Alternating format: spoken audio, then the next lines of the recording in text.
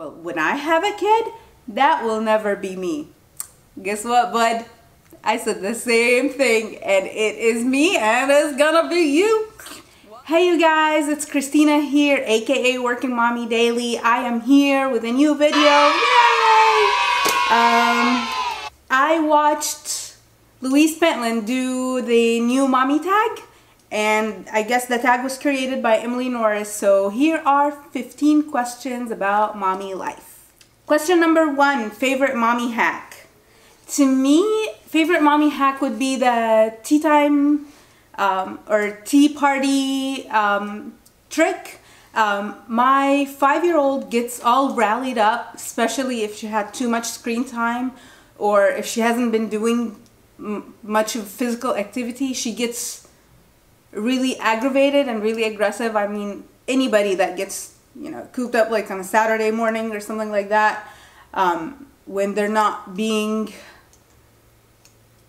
involved in a physical activity or whatever, they do get restless and just whatever. So Farah and I, we always do tea time where electronics are off, no TV, we just sit together, 2 cups of tea. She would drink milk, I would drink tea, and we'd talk different things, different ideas. I would ask her what does she want to do like for the next week. What should we do like Wednesday after school or Friday for dinner?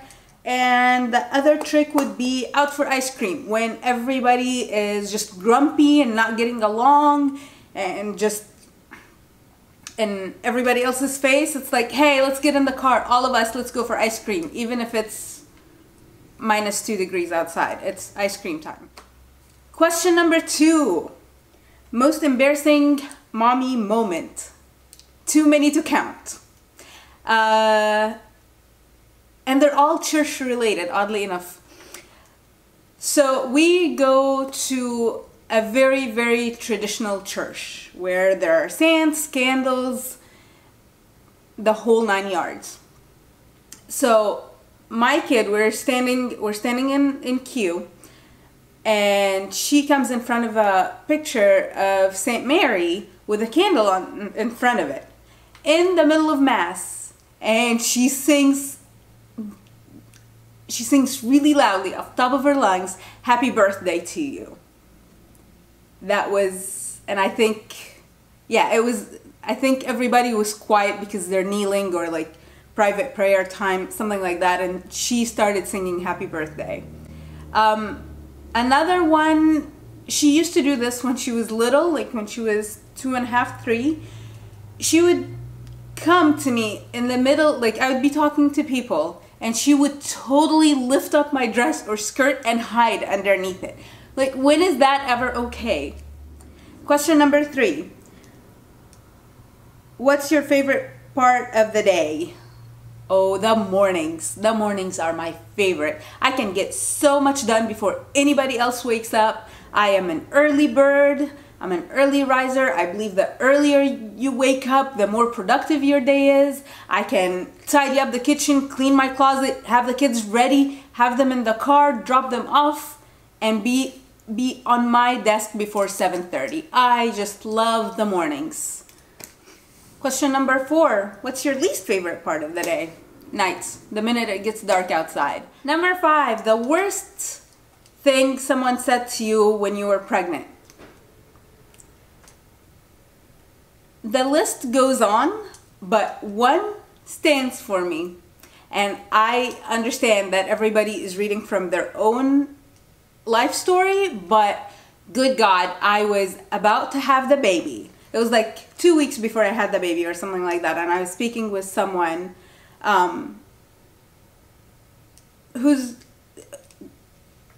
she has a sweetheart, like she's a sweetheart, she has a good heart, but she doesn't communicate it well.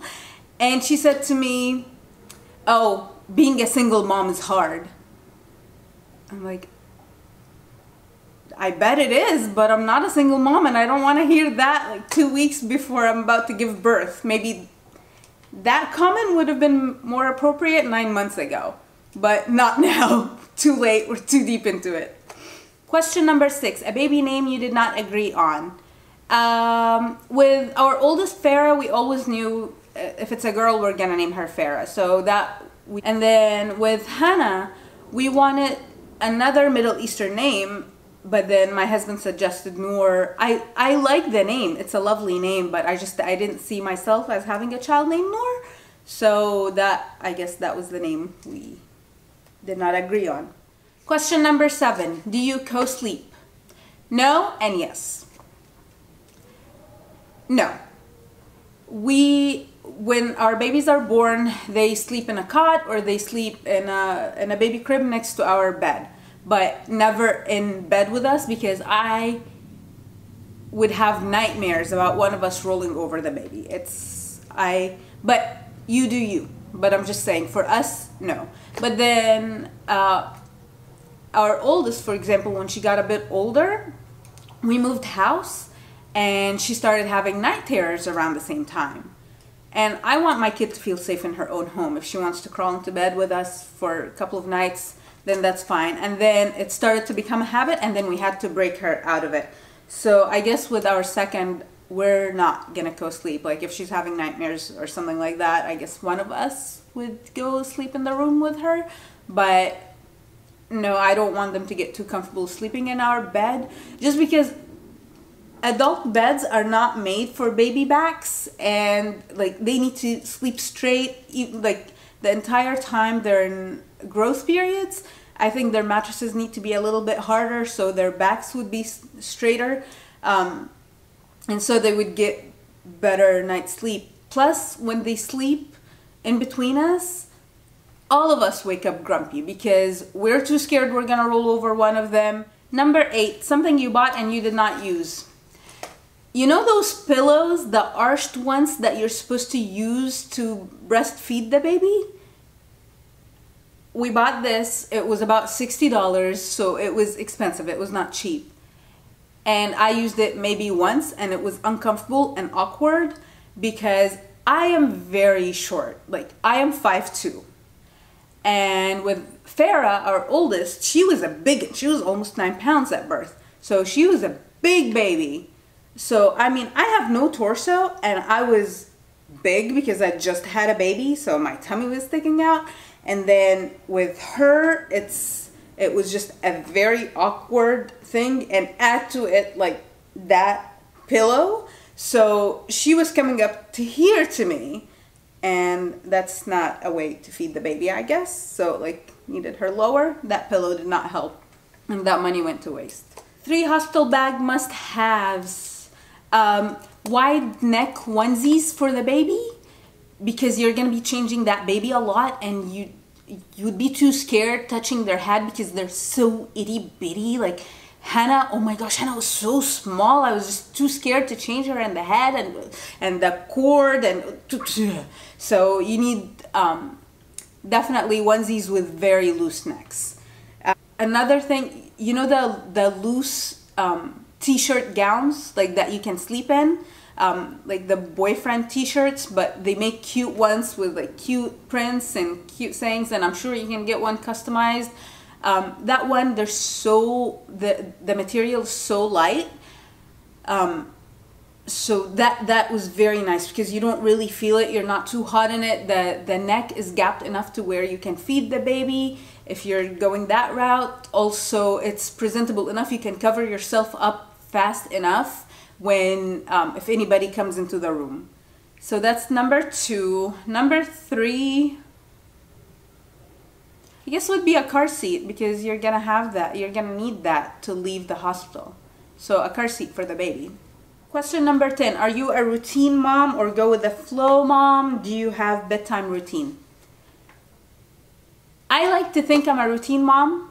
However, my husband is not a routine dad, because I like to stress like, oh, 5 minutes and it's bedtime, oh, whatever. But because my husband is a night owl, so the kids see the lights are still on, especially my 5-year-old, she sees that the lights are still on all over the house. Daddy's sitting there working on his computer, so she wants to sit longer and play. But honestly, I'm a routine mom because I go to bed whether everybody's gone to bed or not. 8:30 is my bedtime, and I'm sticking to it because I function better in the morning. Number 11, what kind of labor and pain meds you had? I had 2 C-sections. My first labor, the physician was an excellent physician. I had the best care ever. He was an excellent surgeon. He was an excellent clinician. He communicated well. He was very gentle and very sweet. With Hannah, it was a horrible experience. A horrible, horrible experience. Medical care was horrible. My physician was forgetful. The nursing staff was awful. I had PTSD, which is post-traumatic stress disorder, that I kept telling him I don't feel myself, and he would ask me that regular questions that they would ask moms who would have postpartum depression, but then it wouldn't match up because I'm holding my baby fine, I'm loving the baby, all that. And then until I went with my daughter for her 2 months checkup or something like that to her pediatrician, and I asked her pediatrician, I took the postpartum depression quiz that they give you at the pediatrician office, and then I told him I don't feel right, I need to see someone, and he forwarded me to an amazing doctor that she recognized it like this, and she spoke with me and she gave me my options. She told me if I want to go the medication route, here it is. If I want to go this route, here it is. She resolved all the issues. Have you ever been mommy shamed? If you have someone in your life that calls you mom and you tell me you have not been mommy shamed, you're lying. When I did my master's degree and I had the baby, I was working full-time and I was going to school full-time. But my baby had a lot of mommy time because I would get home from work, I would spend all the time with her until she goes to sleep, and then I study. It was not, did not take from her time. But I also got the, not the how are you doing it, the what about your daughter? Don't you miss your kid? And don't have children yet, or people that are not even married yet, that go oh, well, when I have a kid, that will never be me. Guess what, bud? I said the same thing, and it is me, and it's gonna be you. Question number 13, the biggest challenges you've had since becoming a mom. The mommy guilt. That's my biggest challenge. My heart and my brain, a big part of my brain, is always with them, with both of them. It's just, I don't know how to explain it, but the mommy guilt is real. But you do what's best for your family. You handle it you do what's best for your family. I mean, you want to spend every waking moment with your children, but sometimes you can't. Even if you're a stay-at-home mom, sometimes you just need that time for yourself because you have to function as a human. You need adult conversation. When you're having that adult conversation, it's oh no, but the baby. It's number 14, best piece of advice.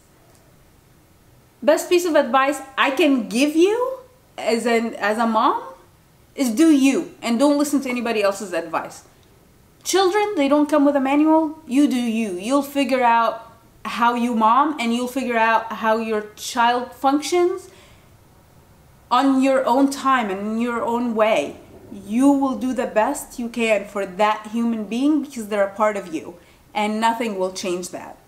When people are oh, hold her neck higher when she eats so she wouldn't get gassy. Oh, do that because of the colics. You'll figure it out. Do you. Do you, bud. Number 15, who do you tag? Who do I tag? I tag Love Meg here on YouTube. She doesn't know me, but I love her videos. And I tag Jennifer Ilscott because she just had a baby.